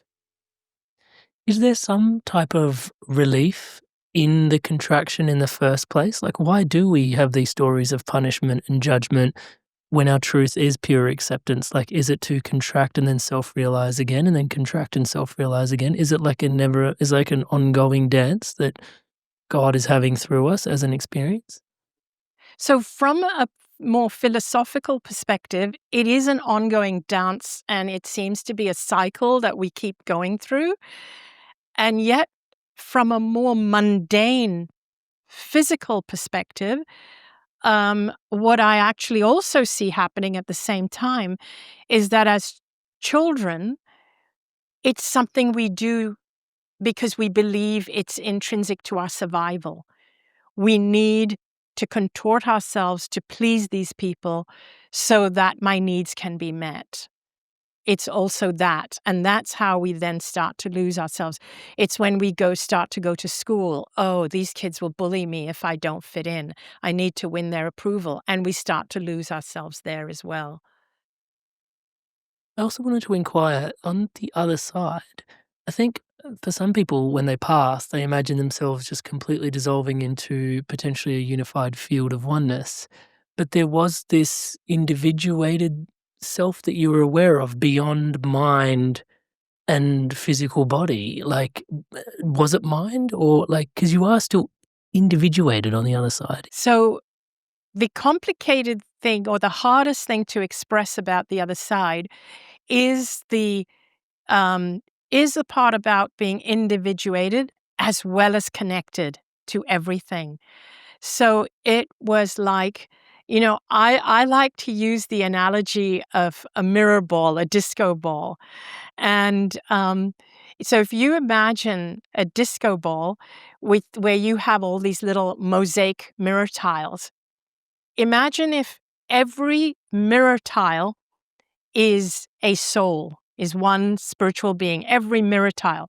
But all of them together creates this mirror ball. So each one is connected to all the others because they're all together, stuck together to make one whole. And this whole ball is what I would call God. So every single mirror tile is an expression of God, but every single mirror tile is connected. We can each access information from the whole. That's how we get information about other lives or parallel lives, or we get information. It may not even be our own life when you're doing a past life regression. That's what I sometimes feel or wonder. But So if you imagine all of us together form one organism, one giant energetic organism of all of consciousness, which is what I call God. Now, imagine if we take it one step further. When you shine a light on a mirror ball, you see specks of light on the wall, and these specks of light look separate. Imagine if these individual specks of light is the expression of each soul into the physical. So each speck of light believes that it is a separate being. It's separate from all the other specks of light. So we believe we're separate. So imagine if these little specks of light started to compete with each other. The mirror ball is spinning. So these specks of light on the wall are spinning, but they actually believe that they are competing and chasing each other, trying to get ahead of the others. But they're not, because the whole thing is spinning. That's what's happening with us. When we're running thinking, they're ahead of me, I got to get ahead of them. No, I got to get more numbers on my social media feed. You're actually all spinning together. And not all the tiles are expressing at the same time. There are so many more souls out there than what is being expressed in the physical. So that's the best analogy I can think of. But otherwise, it's so hard to put into words. Oh, it's incredible. I live for your metaphors. It's just like super digestible. Yeah, really incredible. Inspired souls, living beings. Anita's story is beyond fascinating. If you're enjoying this podcast, please do give it a thumbs up and a like. And we'd love for you to join in on the conversation. What are you taking away from today's conversation? Join in on the conversation in the comments below. Is it Anita's story? Is it her insights? Is it what she's saying about where we're headed to from here? It is really incredible, just the openness, touchwood, and the groundedness with which she's able to share these incredible metaphors and these insights for the nature of our existence and our reality. Back to Anita in today's episode. I was also going to ask from there is, because you also mentioned at some point when you were in the coming out of your body, you were actually experiencing multiple lifetimes at once. I mean, so in that moment you had access, I think is what you had described it as, to multiple lifetimes at once, which I've heard from other NDEs before. It made me wonder, the way you described it though, is in our waking state where we're not connected into that transcendent state, let's call it that, I wonder if there is still this life may potentially be experiencing things from the other lives that this soul essence is actually living beyond time. Does that question make sense? It's a bit of a, it's just a consideration that I had when you were explaining before. Is our current lifetime informed by future and past lifetimes? I mean, past is pretty implied, but even wondering about future lifetimes, if time is a bit of a trippy-dippy illusion there. Yes, I have thought about all of these things, that I think that we get informed by our future as well as our past, because time is not linear. And it did really feel like there were many lifetimes, but they were not linear. But here's the other thing. I do believe that our future is constantly also trying to pull us or call us. This is why sometimes I feel that when we find something that really feels good, like a path, a vocation, or a path that feels good, that's why we call it a calling. This is my calling. It's like your future self calling you.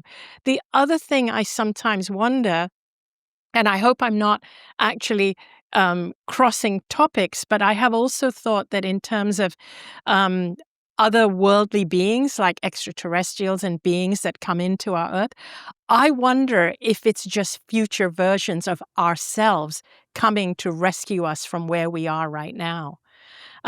So I do think that time is not what we think it is, and really there is a lot of crossover. I also believe that we can connect, our souls can, just like we talk about being psychic and connecting with our deceased loved ones, I believe we can communicate with the souls of people who are physically living today.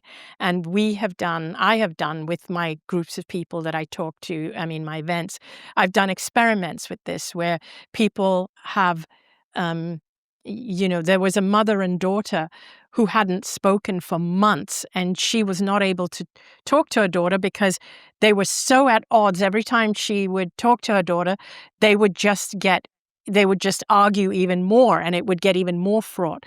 So they hadn't spoken to each other in months.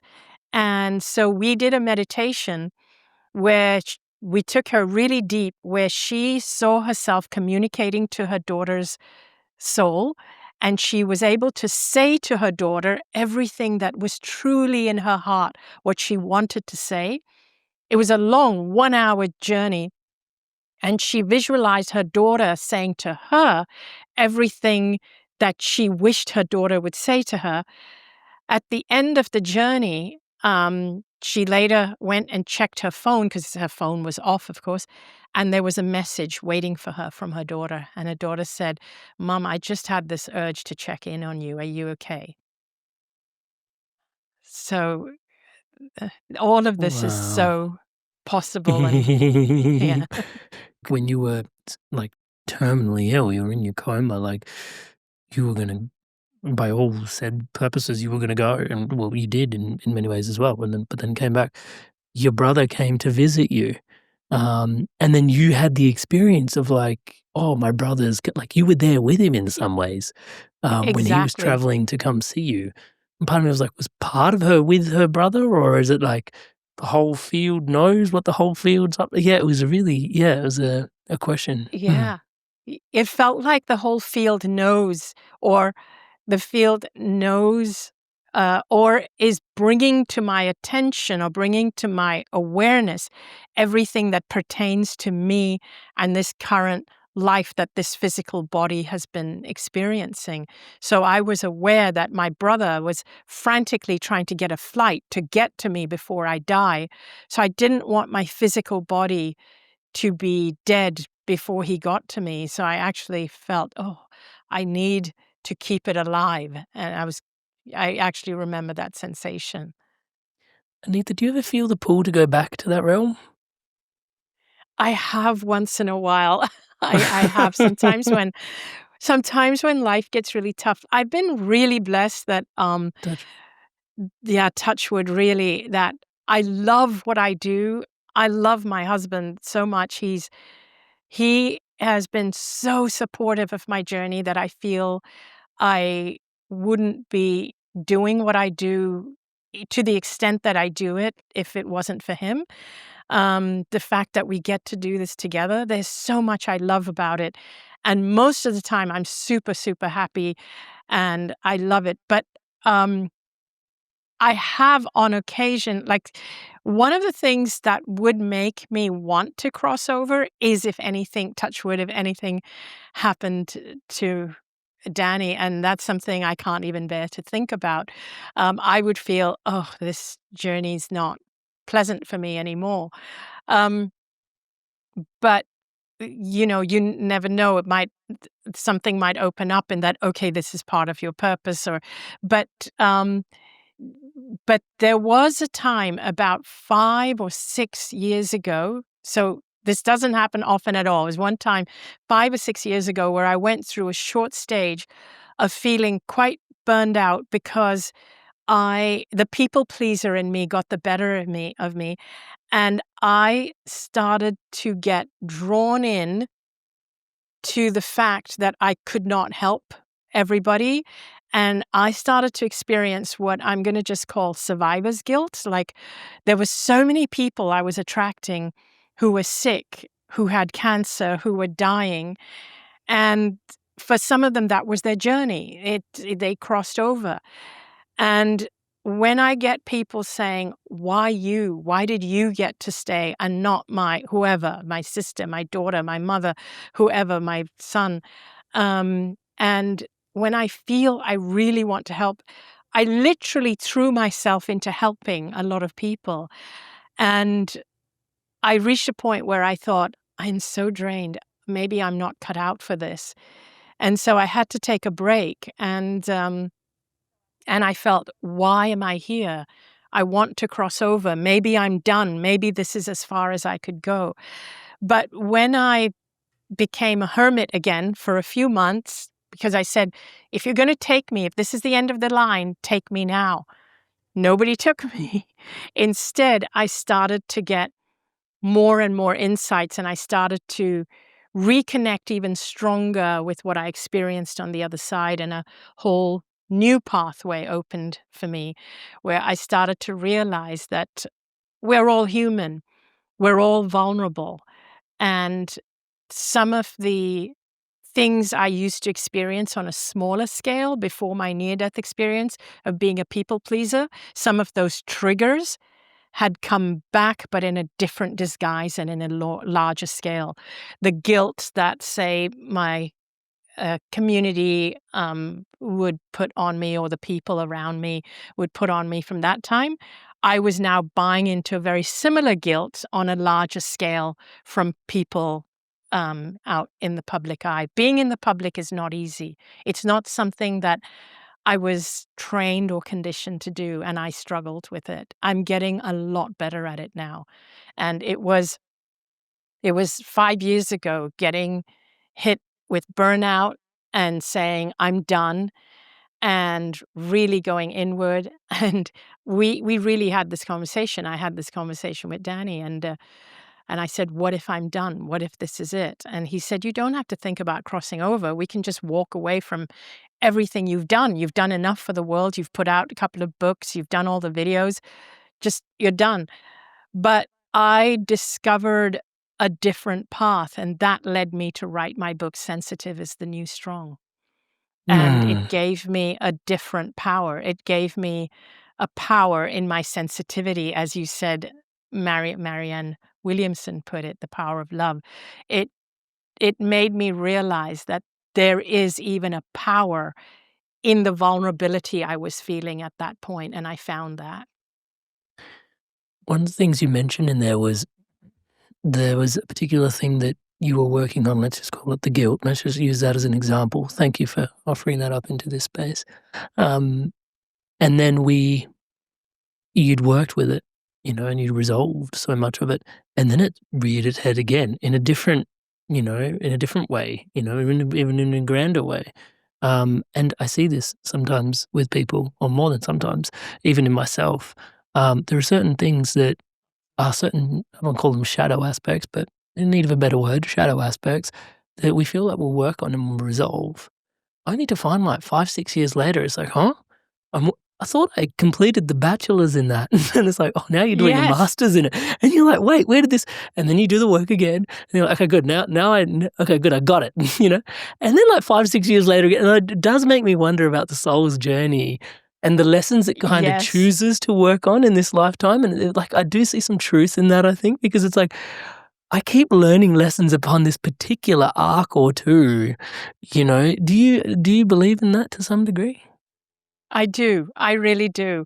There are certain things for me that are patterns that will pop up in a different disguise, and I have to learn to work with it. There's certain things that I've had to accept, but also I have learnt so much about myself and what triggers me to fall into those patterns. And I've learnt to identify what they are. The wisdom there. Yeah. And you truly have to be okay with being critical of yourself and allowing yourself to be extremely vulnerable and human. And I've also learned that, that all of us, every single person is fallible. No matter how much people look up to you, you're still fallible. You're still, as long as you're in this human body, you can still come up against things that's going to push you down or break you down or make you feel vulnerable. Talking about the fallibility, some people tuning into this podcast will be thinking that saying something along the lines of that fear can cause illness in some ways blames the patient. How do we hold both truths, the the consciousness does affect our health and that people aren't to blame for being sick. Exactly. People aren't to blame for being sick because we did not go into it knowingly. It's never your fault. So when you are sick, it is never your fault. Who you are up to this point is never your fault. But the reason for me sharing my message about the fear is to give you hope that you can change your trajectory. Because when you feel that you are a victim of your illness, because if you feel that, oh, you're blaming me, I'm not to blame for my illness, I'm a victim of my illness, what that can also do is that it can leave you helpless to feel there's nothing you can do about it because you're a victim. So what I want you to know is that you can actually create a wellness trajectory. Most people, when they get diagnosed with an illness, what they're given when they get diagnosed is they get a landscape of the trajectory that that illness is going to take. And very often, that's not a very good trajectory, and it puts people into more fear. What I want to tell you is that you getting that diagnosis was not your fault. You are not to blame for all the things that happened to get you to this point. But you can take responsibility for where you take your life from here. And you can create a wellness trajectory. And you can start by slowly looking at where stress and fear has crept into your life, where you've stopped being who you are, and start to interject more love for yourself, more joy. And I mean, I have so much content on that. I could go on forever if I'm speaking to, yeah. But Touch really, wood. it is about, yes, it really is about taking responsibility, moving forward, and not getting the blame of where you are right now. Yeah, you've mentioned your content. I will put a link to your channel and your books and all the resources that we're aware of in the show notes and the description for people to tune into if they want to take the journey with you further, because there's an incredible wellspring of resources that you've put out there in the world, Anita. For someone listening in who is terrified of death, which is more common than we actually care to admit, some even terrified of life, living in that, in that frequency of fear that you once knew. What's the thing that you think they need to know right now that could really help them turn a corner? So I would first of all want them to know that they have nothing to fear, but yet that's not an invitation for them to go early. I would want them to know that you are here for a reason. Every single person who is here for a reason. So make it your mission to just find your reason by just finding what makes you happy, finding what makes you feel filled with joy, and start instilling more of that. As soon as you focus more on finding the joy of life, the purpose of life, the reason for living, you actually start to forget about death. You lose your fear of death. People who really are focused on death or fear death, more often than not, it's because their focus is on death. The flashlight is shining on death, but it's about shifting the focus of the flashlight on living life to the fullest. Nobody knows when they're going to die, not even a doctor. Don't, actually, one of the things I'm always saying, if you're a doctor and you're listening, please don't ever tell a patient they have a certain amount of time, 2 months to live or 3 months to live or whatever it is. Don't ever say that. Nobody knows that. I was told I had 3 months to live. Then I was told I had hours to live.